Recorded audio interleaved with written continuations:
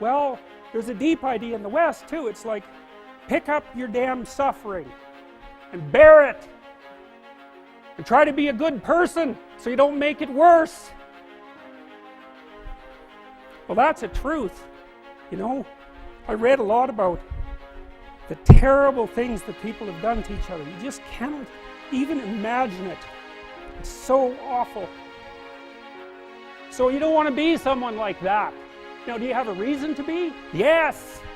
You have lots of reasons to be. God, there's reasons to be resentful about your existence. Everyone you know is going to die. You know, you too. And there's going to be a fair bit of pain along the way, and lots of it's going to be unfair. It's like, yeah, no wonder you're resentful. It's like, act it out and see what happens. You make everything you're complaining about infinitely worse. There's this idea that hell is a bottomless pit, and that's because no matter how bad it is, some stupid son of a bitch like you could figure out a way to make it a lot worse. So you think, well, what do you do about that? Well, you accept it. That's what life is like. It's suffering. That's what the religious people have always said. Life is suffering. Yes. Well, who wants to admit that? Well, just think about it. Well, so what do you do in the face of that suffering? Try to reduce it. Start with yourself. What good are you? Get yourself together for Christ's sake, so that when your father dies, you're not whining away in a corner, and you can help plan the funeral, and you can stand up solidly so that people can rely on you. That's better. Don't be a damn victim. Of course you're a victim. Jesus, obviously. Put yourself together. And then maybe if you put yourself together, you know how to do that. You know what's wrong with you, if you'll admit it. You know there's a few things you could like polish up a little bit, that you might even be able to manage in your insufficient present condition.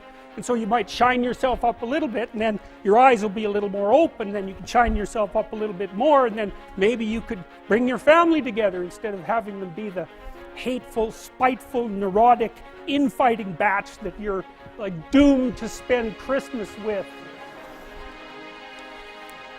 So then you fix yourself up a little bit, kind of humbly, because, you know, God, you're a fixer-upper if there ever was one. And then you got to figure out, well, can you figure out how to make peace with your idiot brother? And probably not, because he's just as dumb as you, so how the hell are you going to manage that?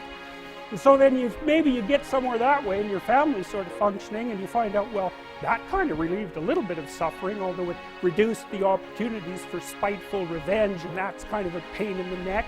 And so then you get your family together a little bit, and you're a little clued in then, at least a bit, because you've done something difficult that's actually difficult. You're a little wiser, and so then maybe you could put a tentative finger out beyond the family and try to change some little thing without wrecking it.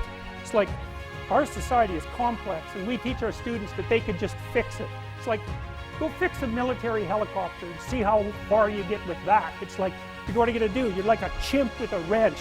Whack! Oh look, it's better. It's like, no, it's not better. Things are complicated, and to fix things is really hard, and you have to be like a golden tool to fix things, and you're not. So, and that's the other message of the West. It's like, how do you overcome the suffering of life? I'm not saying it's only the message of the West. How do you overcome the suffering of life? Is be a better person. That's how you do it. Well, that's hard. It takes responsibility.